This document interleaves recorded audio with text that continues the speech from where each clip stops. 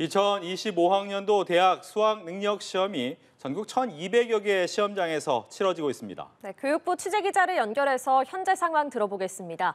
임광빈 기자, 수험생들이 지금은 어떤 과목 시험을 보고 있습니까? 네, 지금은 한국사와 탐구 영역 4교시 시험이 진행되고 있습니다. 한 20여 분 전쯤 시작된 4교시 시험은 오후 4시 37분까지 이어집니다. 매 시험이 끝나면 출제된 문제지가 공개가 되고요. EBS 강사들의 평가도 이어집니다.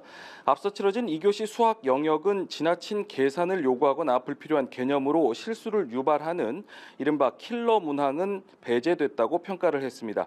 종합적 사고력이 필요한 일부 문항을 다소 까다롭게 느낄 수 있지만 전반적으로 작년 수능보다 쉽게 출제가 됐다고 분석을 했습니다. 1교시 국어 역시 공교육으로 대비 가능한 적정 난이도였다고 평가를 했습니다.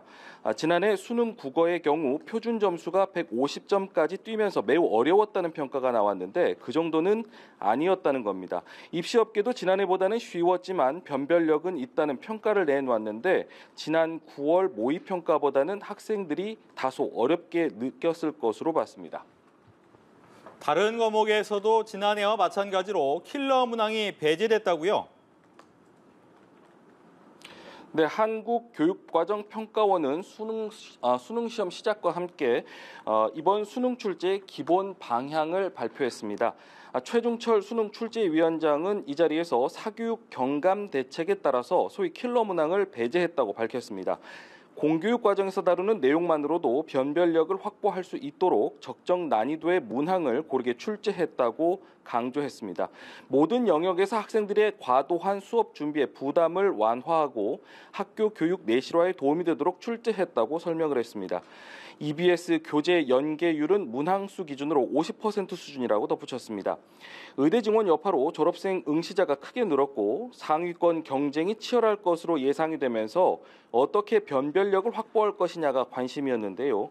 최 위원장은 킬러 문항은 고난도 문항만을 뜻하는 게 아니라면서 적정 난이도 문항을 골고루 출제해 변별력을 확보하려고 노력했다고 답했습니다.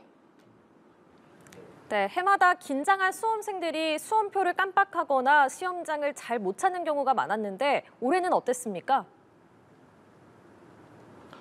네, 오늘 오전에도 전국 각지에서 수험생 수송을 요청하는 112 신고가 잇따랐습니다. 경찰을 통해서만 187명이 도움을 받았습니다. 제 시간에 도착을 못할 것 같다거나 시험장을 잘못 찾은 경우 또 집에 수험표를 놓고 왔다며 도움을 구하기도 했습니다. 제주에선 수험생을 태운 택시가 연료 부족으로 멈춰서자 순찰차를 지원하기도 했습니다. 노트를 실수로 책상 서랍에 넣었다가 적발되는 일이 있었고요. 과호흡을 호소해 병원으로 옮겨진 수험생도 나왔습니다. 오늘 시험에는 모두 51만 8천 명이 지원을 했습니다. 1교시에 46만 6천 명이 시험을 봐서 응시율은 89.9%를 나타냈고 결시율은 지난해와 비슷한 10.07%를 기록했습니다. 지금까지 교육부에서 전해드렸습니다.